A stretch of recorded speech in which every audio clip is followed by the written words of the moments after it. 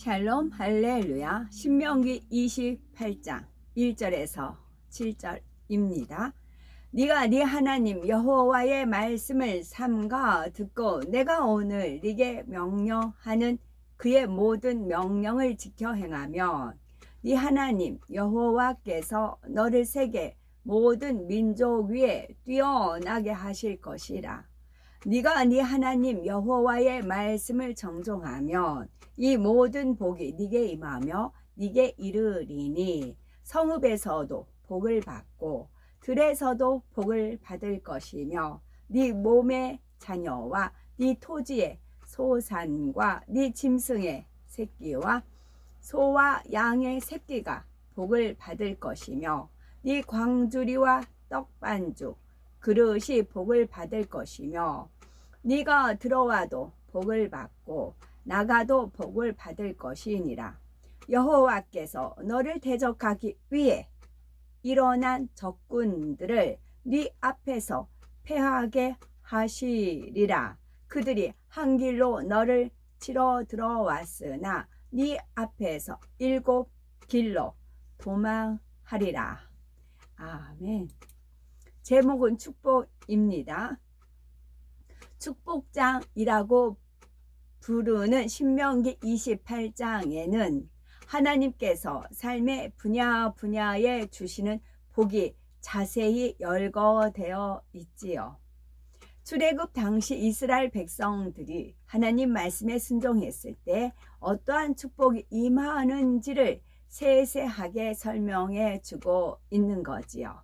신명기 28장을 본문으로 어떤 사람에게 복이 임하고 하나님께서 주시는 복은 무엇인지 살펴보겠습니다. 첫째는 축복을 받으려면 영적인 그릇을 준비해야만 합니다. 가슴 벅찬 기대와 감동으로 새해가 시작이 되었고 2023년 근본의 소리가 바래지면서 많은 분들이 그 위력을 체험하고 있습니다. 한번 발하여진 근본의 소리는 사라져 버리고 마는 것이 아니라 영의 공간 안에 머금고 있는 것입니다.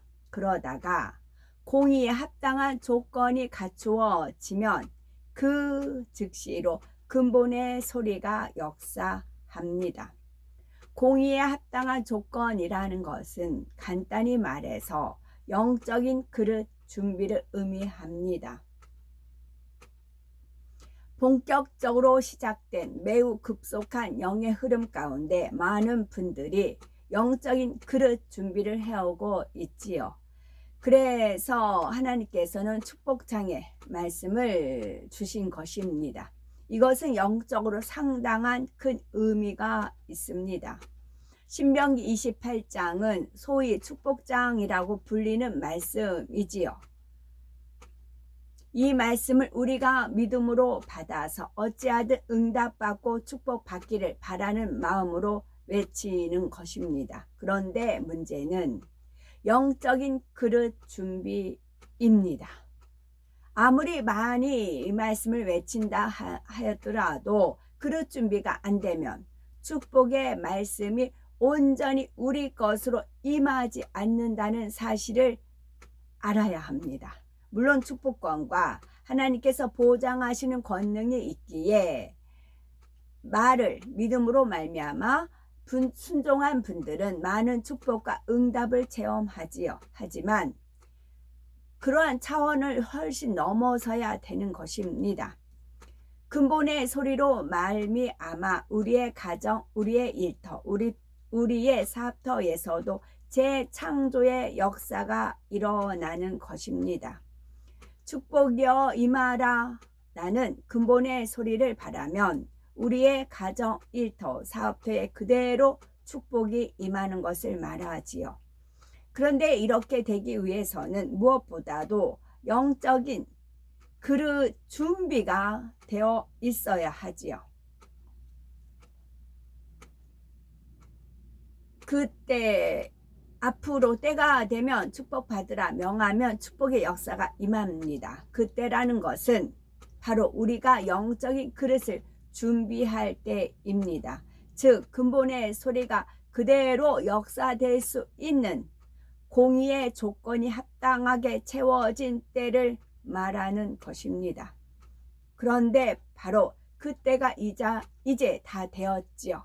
이제는 우리 중에도 온 영으로 또 반석 이상으로 들어오시는 분들이 많기에 근본의 소리를 바라면 그 믿음대로 즉각 역사될 수가 있는 거죠. 본격적인 축복의 시작점에 이른 것입니다. 혹여 나는 아직 반성도 아니니까 이 말씀은 나와는 상관이 없다라고 해서는 안 됩니다. 말씀을 듣는 즉시 믿음을 키워서 나도 축복받아야겠다라는 마음이 되어야 하지요.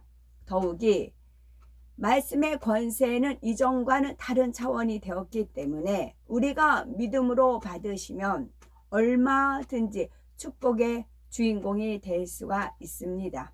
이러한 축복을 받기 위해 중요한 점은 말씀을 듣는 즉시 순종해야 한다는 것입니다. 지금은 근본의 소리가 바라여지기 때문에 자유의지를 꺾고 순종하는 것도 훨씬 쉽지요. 즉 마음 중심에서 우러나오는 순종의 행함을 할 수가 있다는 사실입니다. 두 번째, 진정한 복의 개념 살펴봅니다. 복에 대한 개념은 사람마다 다르겠지만 하나님께서 말씀해 주신 복의 조건이 있습니다. 가장 우선적으로는 근심이 없는 것입니다. 자신뿐만 아니라 자신과 관계된 가족이나 주변 사람으로 인해서 염려 걱정할 일이 없어야 하지요. 마음에 근심할 것이 없다면 이것이야말로 복되다 할 수가 있을 것입니다. 다음으로는 모든 사람과 더불어 다투지 않고 화평함을 이루음으로써 마음이 늘 평안한 것이 복입니다. 그리고 이에 더하여서 이 땅에서 필요한 모든 것을 풍족히 누리며 나아가서는 그것들을 남에게 베풀 수 있는 삶을 사는 것이 복이지요.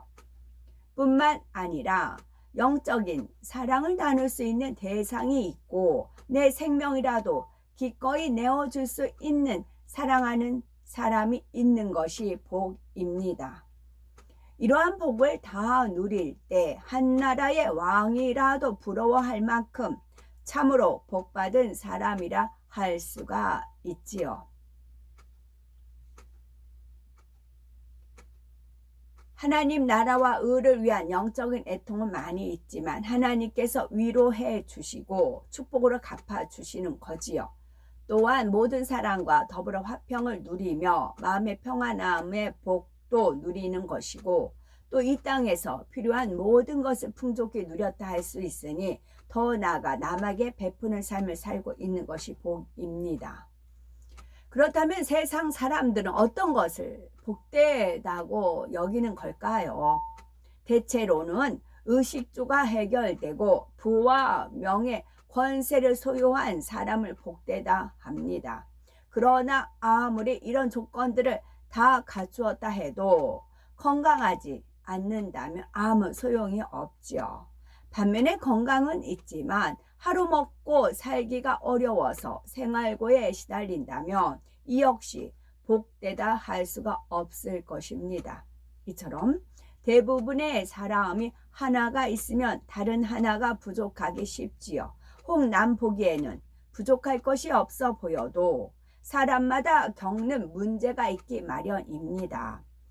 설령 모든 것을 다 누린다 하여도 죽어서 지옥에 간다면 무슨 소용이 있겠는지요. 이처럼 이 세상에서 사람들이 추구하는 복은 불완전한 것입니다. 완전 반대, 불완전한 것입니다. 그러나 하나님을 믿는 우리들은 세상적인 이러한 복을 추구하지 않지요. 앞서 말씀드린 복의 조건, 즉 근심이 없고 마음이 평안하며 이 땅에서 필요한 모든 것을 풍족히 누리고 또한 그것을 남에게 나누어 줄 수 있는 복, 그리고 영적인 사랑을 나눌 대상과 생명까지라도 줄 수 있는 사랑하는 사람을 얻는 복, 이러한 복과 함께 영생의 복을 가졌을 때 진정 복 있는 사람이라 할 수가 있을 것입니다. 또한 하나님을 사랑하여 경외하는 사람이 참으로 복됩니다. 하나님을 사랑하여 경외하는 사람은 모든 것에 부족함이 없습니다. 악한 자가 만지지도 못하며 하나님께서 모든 것을 합력하여 선을 이루어 주시니 이 세상에서 부러울 것이 없지요.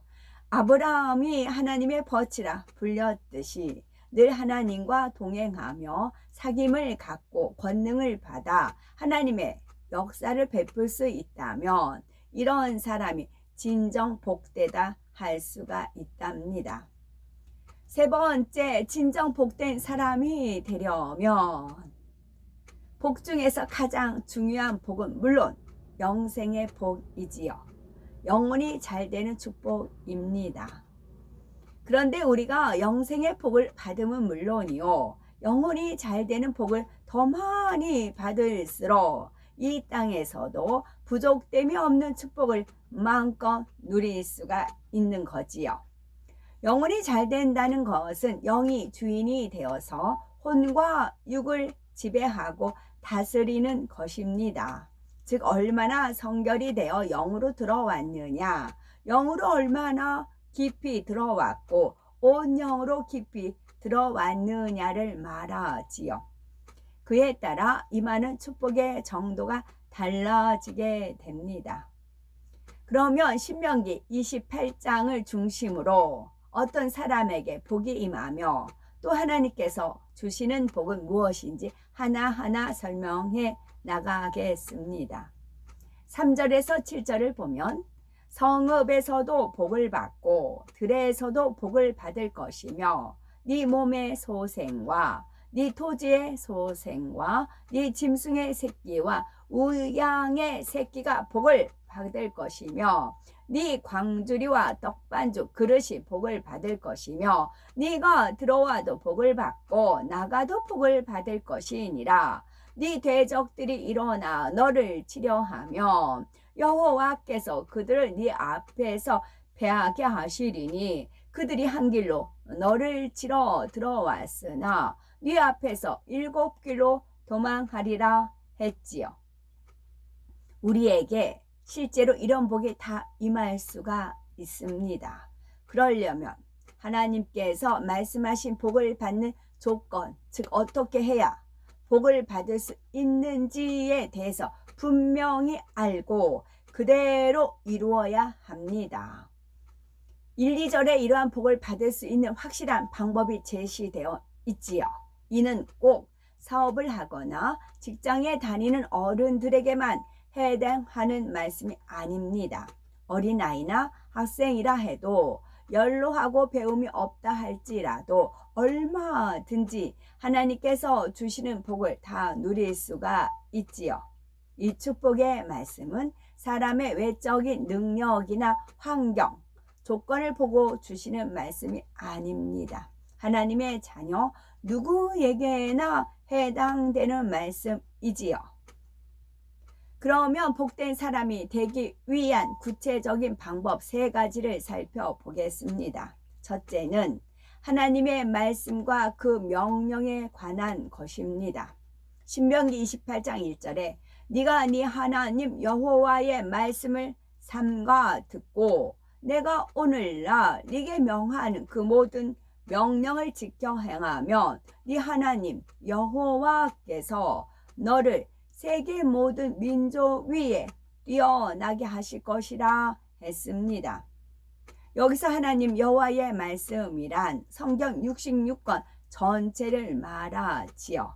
성경은 하나님이 임의로 기록한 것이 아니라 성령의 감동함을 입은 사람들이 하나님의 뜻을 받들어 사람의 글로 기록한 것입니다.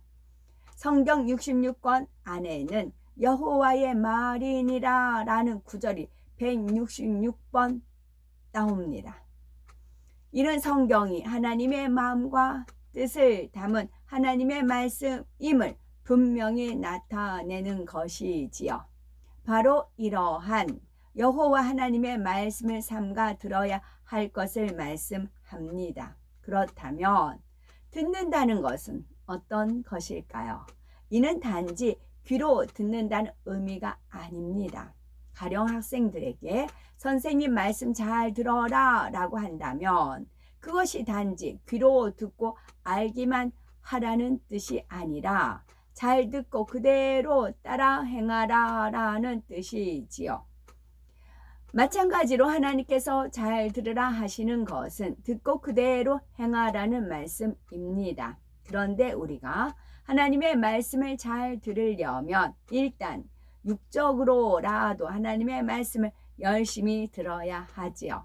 하나님의 말씀을 늘 가까이 하며 읽고 듣고 묵상해야 하지요. 또 영적인 설교 말씀도 늘 듣고 양식 삼아야 합니다. 그렇다면 과연 우리는 하나님의 말씀을 듣는 것을 얼마나 행하고 있는지요? 즉 육적으로라도 성경 말씀과 각종 설교 말씀들을 얼마나 읽고 들으며 양식 삼고 있는지요? 이제는 영을 사모하여 열심히 하나님의 말씀을 읽고 들으며 무장하고 있어야 되겠지요. 그 행함이 변함없어야 합니다. 그렇게 무장한 말씀을 즉시로 행하며 양식 삼아 나가야 되는 거고요. 이것이 하나님의 말씀을 삼가 듣는 것입니다. 아멘.